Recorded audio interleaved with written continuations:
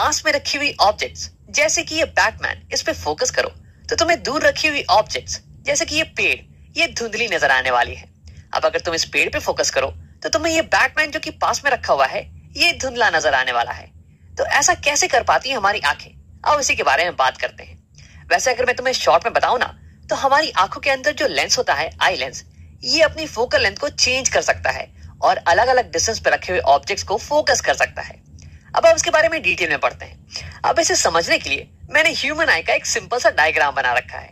देखो, वैसे तो ह्यूमन आई एक बहुत ही कॉम्प्लिकेटेड चीज होती है, इसमें बहुत सारे पार्ट्स होते हैं, लेकिन अभी मैं कुछ कुछ चीजों को ही दिखा रहा हूँ जिसकी हमें जरूरत है इस कॉन्सेप्ट को समझने के लिए। जैसे कि ये हो गई एक कॉन्वेक्स लेंस, अब ये इंसिडेंट रेज को कन्वर्ज करने वाली है। और ये हो गई रेटिना। रेटिना एक स्क्रीन होती है, एक पर्दा, जिसपे की रेस अगर इंसिडेंट हो और शार्प इमेज बने तो हमें बाहर की ऑब्जेक्ट क्लियरली दिखने वाली है।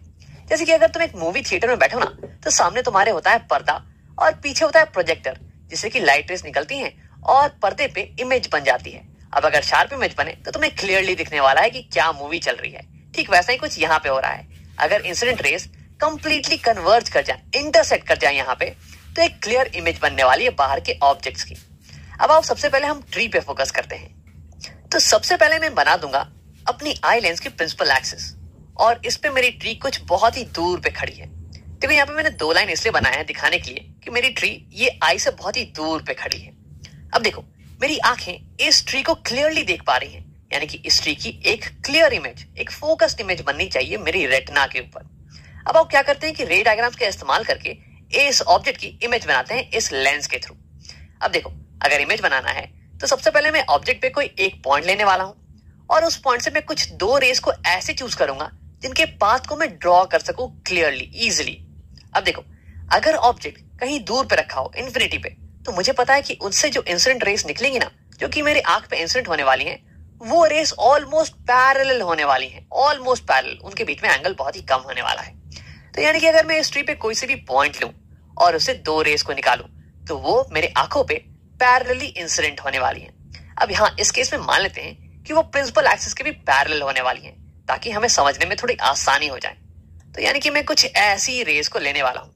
ये दोनों ही रेस ये किसी एक पॉइंट से आ रही हैं, इस ट्री के किसी एक पॉइंट से इंसिडेंट हो रही है हमारी आई पे, और ये इसलिए ऑलमोस्ट पैरेलल है क्योंकि ये ट्री बहुत ही दूर पे रखा हुआ है। अब देखो, ये वाली रे ये पास कर रही है हमारी लेंस के ऑप्टिकल सेंटर से, तो यानी कि बिल्कुल ही अनडेविएटेड पास करने वाली है। इसके पास में कोई भी चेंज नहीं आने वाला है, और ये हमारे रेटिना को जाके यहाँ पे इंसिडेंट करने वाली, यहाँ पे टकराने वाली है। अब क्योंकि हम इस ऑब्जेक्ट को क्लियरली देख पा रहे हैं, इसका मतलब कि इसकी शार्प इमेज बन रही होगी हमारे रेटिना पे। इसका मतलब कि इस ऑब्जेक्ट के किसी भी पॉइंट से जो इंसिडेंट रेस होगी ना, वो रिफ्रैक्ट करने के बाद एक ही पॉइंट पे मिलनी चाहिए हमारे रेटिना पे। तो ये वाली रे ये मिल रही है रेटिना से यहाँ पे, तो यानी कि ये सेकंड वाली रे ये कॉन्वेक्स लेंस से रिफ्रैक्ट करने के बाद ये भी यहीं पे मिलनी चाहिए, यानी कि ये कुछ ऐसे बेंड कर जाएगी रिफ्रैक्ट करने के बाद, और ये दोनों यहाँ इस पॉइंट पे रेटिना के ऊपर कन्वर्ज करने वाले हैं, और फिर हमारी इस पॉइंट की एक शार्प इमेज बन जाने वाली हमारे रेटिना के ऊपर। अब देखो, ये इंसिडेंट रे ये तो प्रिंसिपल एक्सिस के पैरेलल जा रही थी, और हमें ये पता है कि प्रिंसिपल एक्सिस के पैरेलल जाने वाली रे कॉन्वेक्स लेंस से रिफ्रैक्ट करने के बाद फोकस के थ्रू ही जाती है, प्रिंसिपल फोकस के थ्रू। यानी कि मुझे ये पता चल गया कि ये वाली पॉइंट ये होने वाली है principal focus of our eye lens, जब हमारी आई लेंस किसी दूर की ऑब्जेक्ट पे फोकस कर रही हो। और ये वाली दूरी ऑप्टिकल सेंटर से इस पॉइंट तक की दूरी, इसे हम कहते हैं फोकल लेंथ। अब आओ इसी केस में हम बात करते हैं कि जब हम किसी दूर की ऑब्जेक्ट पे फोकस कर रहे हो, तो पास की ऑब्जेक्ट्स जैसे कि बैटमैन ये धुंधली क्यों दिखाई दे रही थी?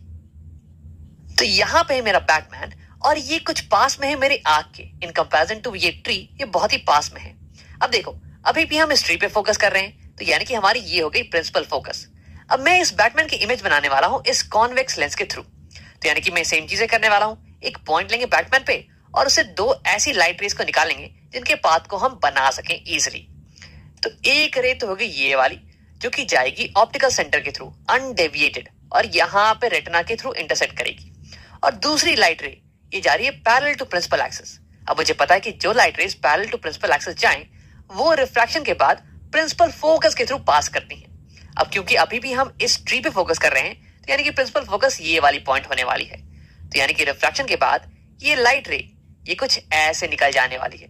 अब अगर तुम ध्यान दो तो तुम्हें दिखेगा कि ये दोनों इंसिडेंट रेस ये रिफ्रैक्शन के बाद रेटिना के ऊपर इंटरसेक्ट नहीं कर रहे हैं, ये रेटिना के कहीं पीछे इंटरसेक्ट कर रहे हैं। यानी कि हमें एक शार्प इमेज नहीं बनने वाली है इस पॉइंट ऑब्जेक्ट की इस रेटिना पे। तो यानी कि हमें ये बैटमैन ये थोड़ा धुंधला नजर आने वाला है। और ऐसा ही तो हो रहा था स्टार्टिंग के वीडियो में, जब हम फोकस कर रहे थे ट्री पे तो हमें बैटमैन की इमेज ये थोड़ी धुंधली नजर आ रही थी। तो ये तो होगी तब की बात जब हम फोकस कर रहे हो at objects kept at large distances, तो हमें पास की ऑब्जेक्ट्स ये थोड़ी धुंधली नजर आती है।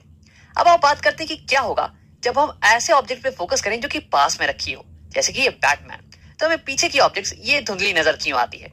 तो अब इस बार हम फोकस कर रहे हैं बैटमैन पे। अब इसके रे डायग्राम्स बनाते हैं। तो ये वाली रे जो कि ऑप्टिकल सेंटर से पास कर रही हो, ये तो अभी भी ऐसे ही पास करने वाली है, ये बिल्कुल ही अनडेविएटेड जाएगी और ये रेटिना पे यहाँ पे इंसिडेंट होने वाली है। अब देखो इस बार क्योंकि हम बैटमैन पे फोकस कर रहे हैं, तो यानी कि बैटमैन की शार्प इमेज बन रही होगी हमारे रेटिना के ऊपर और सारी रेस ये इंटरसेक्ट कर रहे होंगे रेटिना के ऊपर ही। तो यानी कि ये जो दूसरी वाली रे है ना, ये रिफ्रैक्शन के बाद ये कुछ इतना बेंड कर जाएगी कि ये अब यहाँ इस पॉइंट पे ही इंटरसेक्ट करने वाली है। तो अब इसे बेंड कर देते हैं हम।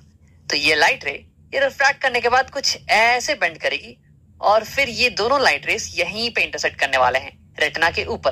तो यानी कि हमारी पॉइंट ऑब्जेक्ट की एक शार्प इमेज बनने वाली है रेटिना के ऊपर और इसलिए इस बार हम बैटमैन को क्लियरली देख पाएंगे। अब देखो मुझे एक बात ये पता है कि जो incident light rays principal axis के पैरेलल जाए ना, वो रिफ्रैक्ट करने के बाद प्रिंसिपल एक्सिस को प्रिंसिपल फोकस पे इंटरसेक्ट करती हैं। यानी कि ये वाला जो पॉइंट है ये हो जाना चाहिए इस बार प्रिंसिपल फोकस। आओ उसे लिख लेते हैं। इस केस में जबकि हम पास वाले ऑब्जेक्ट पे फोकस करें तो ये वाली पॉइंट ये हो जाएगी प्रिंसिपल फोकस। तो यानी कि हमारा प्रिंसिपल फोकस ये थोड़ा पास आ चुका है आई लेंस के और फोकल लेंथ इस केस में थोड़ी सी शॉर्ट हो चुकी है। अब देखो जब हम बैटमैन पे फोकस कर रहे थे तो हमें पीछे रखी हुई ये पेड़ ये थोड़ी धुंधली नजर आ रही थी। अब देखते हैं कि इसके साथ क्या हो रहा है। तो ये हो गई रेस जो कि ट्री से आ रही थी, ट्री के किसी पॉइंट से आ रही थी।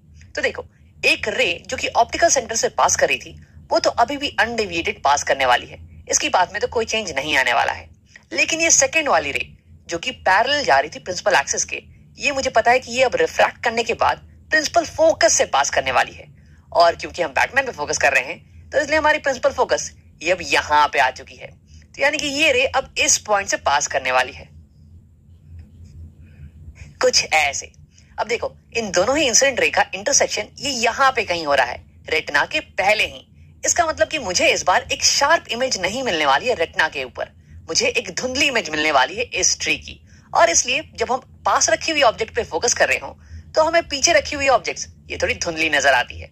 और ऐसा ही हमें देखने को मिल रहा था स्टार्टिंग के एग्जाम्पल में, जब हम बैटमैन पे फोकस कर रहे थे तो ट्री धुंधली नजर आ रही थी। अब देखो ये तो केस हो गया तब का जब हम फोकस कर रहे हो पास रखी हुई ऑब्जेक्ट्स पे, फोकसिंग एट शॉर्ट डिस्टेंस। तो अभी तक हमने इंपॉर्टेंट चीजें ये देखी कि जब हमारी आंखें किसी पास में रखी हुई ऑब्जेक्ट पे फोकस कर रही हो तो हमारी आई लेंस की फोकल लेंथ ये शॉर्ट होती है और जब हमारी आंखें किसी दूर रखी हुई ऑब्जेक्ट पे फोकस कर रही हो तो हमारी आई लेंस की फोकल लेंथ ये लॉन्ग होती है। इसका मतलब ये हुआ कि हमारी आंखें अपनी फोकल लेंथ को चेंज कर सकती हैं डिपेंडिंग ऑन वो किस चीज पे फोकस कर रही हो। और जब वो एक चीज पे फोकस करती हैं तो दूसरी चीज हमें धुंधली नजर आती है। तो यानी कि हमारी आंखों के पास एक स्पेशल पावर है जिसकी मदद से ये अपनी आई लेंस की फोकल लेंथ इसे बदल सकती हैं ताकि अलग अलग डिस्टेंसेस पे रखे हुए ऑब्जेक्ट को फोकस कर पाए। अब देखो इसी पावर को हम एक नया नाम देते हैं, इसे हम कहते हैं पावर ऑफ एकोमोडेशन। अब तुम ये सोच रहे होगे कि ऐसा कैसे पॉसिबल है राम, जहां तक मैंने पढ़ा है एक पर्टिकुलर लेंस की फोकल लेंथ ये तो फिक्स ही रहती है, तो हमारी आई लेंस की फोकल लेंथ ये बदल कैसे रही है। तो अब उसके बारे में डिटेल में बात करते हैं। देखो जब हम पास रखी हुई ऑब्जेक्ट पे फोकस कर रहे थे तो हमारी फोकल लेंथ ये शॉर्ट आ गई थी, ये फोकस थोड़ी पास आ गई थी। और ऐसा इसलिए क्योंकि हमें इंसिडेंट रे को अब ज्यादा मोड़ने की जरूरत थी ताकि इंटरसेक्शन रेटिना पे हो और इमेज रेटिना पे ही बने। तो हमें यह सोचना चाहिए कि ये बेंडिंग किस चीज पे डिपेंड करती है, कैसी लेंस का हम इस्तेमाल करें ताकि इंसिडेंट रेस ज्यादा बेंड हो। तो असल में बेंडिंग डिपेंड करती है कर्वेचर ऑफ द लेंस पे। अगर तुम ज्यादा कर्व्ड लेंस का इस्तेमाल करोगे ना तो वो इंसिडेंट रेस को ज्यादा बेंड करने वाली है। देखो अगर तुम एक फ्लैट लेंस का इस्तेमाल करो जैसे कि मान लो कि रेक्टेंगुलर ग्लास स्लैब, तो उस केस में लाइट रेस ये तो बिल्कुल भी बेंड नहीं करने वाली है, ये तो पैरेलल ही चली जाएगी अपने पाथ के। तो वैसे ही अगर तुम कर्वेचर को बढ़ाते रहो और कर्व करते जाओ तो ये ज्यादा बेंड करने वाली है इंसिडेंट लाइट रेस को और तुम्हारा फोकस ही और पास आता चला जाएगा। तो यानी कि इस केस में जब हम किसी पास में रखी हुई ऑब्जेक्ट पे फोकस कर रहे हैं तो इस केस में हमारी लेंस ये थोड़ी ज्यादा कर्व्ड है, कुछ ऐसे। ये देखो ये ज्यादा कर्व्ड है और इसलिए ये लाइट रे को ज्यादा बेंड कर पा रही है। अब तुम ये सोच रहे होगे कि ऐसा कैसे पॉसिबल है यार, एक लेंस ये तो एक फिक्स्ड शेप की होती है ना, इसके शेप को मैं कैसे बदल सकता हूँ। तो देखो हमारी आंखों के अंदर जो लेंस होता है ना, ये ग्लास का बना हुआ नहीं है, ये बना हुआ है एक जेली लाइक मटेरियल से, एक फ्लूइड से बना हुआ है। तो इसलिए तुम इसे पिचका सकते हो और इसके शेप को थोड़ा चेंज कर सकते हो, या फिर तुम इसे खींच सकते हो, इलोंगेट कर सकते हो और इसके शेप को थोड़ा और पतला कर सकते हो, कर्वेचर को और थोड़ा कम कर सकते हो। तो यहाँ इस केस में हमने इस लेंस को ये थोड़ा पिचका दिया है ताकि इसका कर्वेचर ज्यादा हो गया है और ये ज्यादा बेंड कर रहा है लाइट रेज को। और इस केस में हमने इसे पतला कर दिया है, इसके कर्वेचर को थोड़ा कम कर दिया है ताकि ये कम बेंड कर पाए लाइट रेज को। अब देखो ऐसा कर पाने के लिए हमारी आंखों में होते हैं स्पेशल मसल्स, इन्हें हम कहते हैं सीलियरी मसल्स, जो कि हमारे लेंस को होल्ड करके रखती हैं और इन्हीं की मदद से लेंस की कर्वेचर बदल सकती है।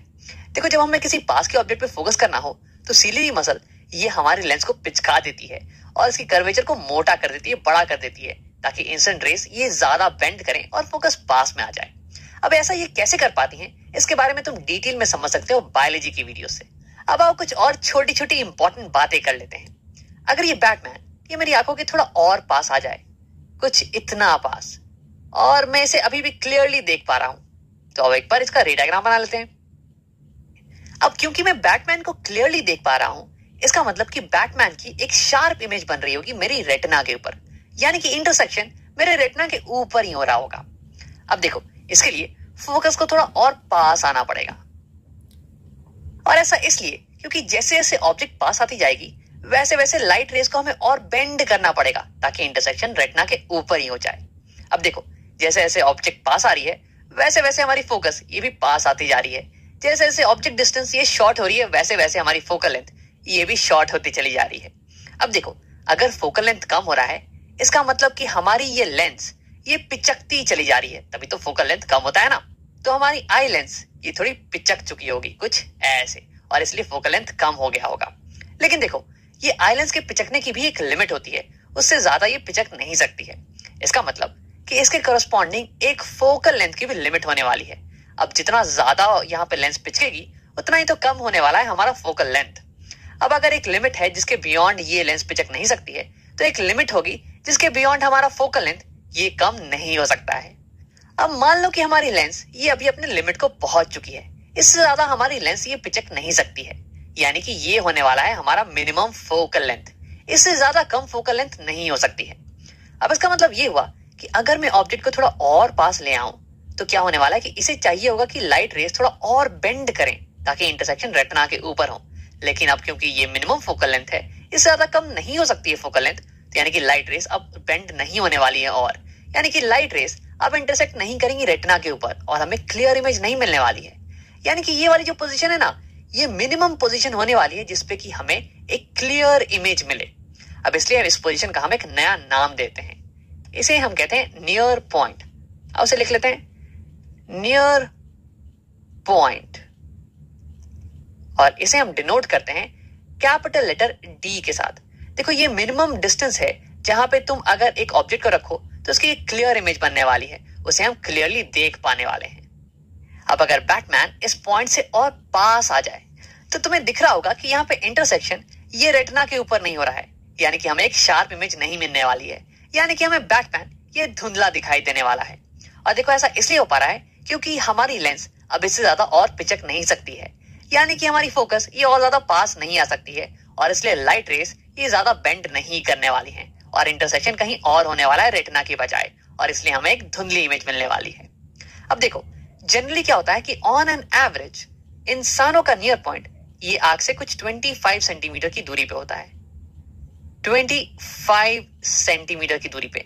अब हाँ अलग अलग इंसानों का अलग अलग नियर पॉइंट हो सकता है अलग अलग डिस्टेंस पे, और इनफैक्ट ये एज के साथ भी वेरी करता है। लेकिन तुम अपना नियर पॉइंट ये खुद से कैलकुलेट कर सकते हो। तुम एक उंगली लेना और उसे आंख के बहुत ही करीब रख देना, तो तुम्हें वो बहुत ही धुंधली दिखने वाली है। अब धीरे धीरे जैसे जैसे तुम उंगली को दूर लेते जाओगे ना, तो एक पॉइंट पे उंगली क्लियरली दिखना चालू कर जाएगी, और तुम फिर मेजर कर लेना कि क्या डिस्टेंस है उंगली और तुम्हारी आंख के बीच में। ये हो जाने वाली है तुम्हारी खुद की नियर पॉइंट।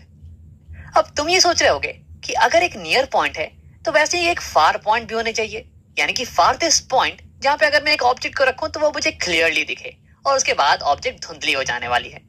लेकिन देखो, सरप्राइजिंगली यहाँ पे हमारे पास कोई भी फार पॉइंट नहीं होती है। तुम ऑब्जेक्ट को कहीं भी रख दो, कितनी भी दूर रख दो, तुम्हें वो क्लियरली दिखने वाली है। जैसे कि तुम अगर स्टार्स को भी ले लो ना, स्टार्स तो बहुत ज्यादा दूर है, इनफिनाइट डिस्टेंस पे हैं, तो उनकी भी एक क्लियर इमेज हमारे रेटिना पे बन जाती है और इससे उन्हें भी हम फोकस कर पाते हैं। तो इसलिए हम इंसानों के पास कोई फार पॉइंट नहीं होती है, केवल नियर पॉइंट होती है, जो कि हो गई ऑन एन एवरेज 25 सेंटीमीटर की दूरी पे। अब आओ एक बार रिकैप कर लेते हैं। हमने देखा कि हमारी आंखें ये अपने फोकल लेंथ को चेंज कर सकती हैं डिपेंडिंग ऑन हम कितने दूर के ऑब्जेक्ट पे फोकस कर रहे हैं। अब इसी स्पेशल पावर को हम एक नया नाम देते हैं, इसे हम कहते हैं पावर ऑफ अकोमोडेशन। लेकिन देखो, इसकी भी एक लिमिट होती है। अगर ऑब्जेक्ट को ज्यादा ही पास आ जाए तो हमारी आई ये अपने फोकस को और ज्यादा डिक्रीज नहीं कर पाएगी और इसलिए इस ऑब्जेक्ट को फोकस नहीं कर पाएगी ये रेटिना पे, और ये ऑब्जेक्ट हमें ब्लर्ड दिखने वाला है, धुंधला दिखने वाला है।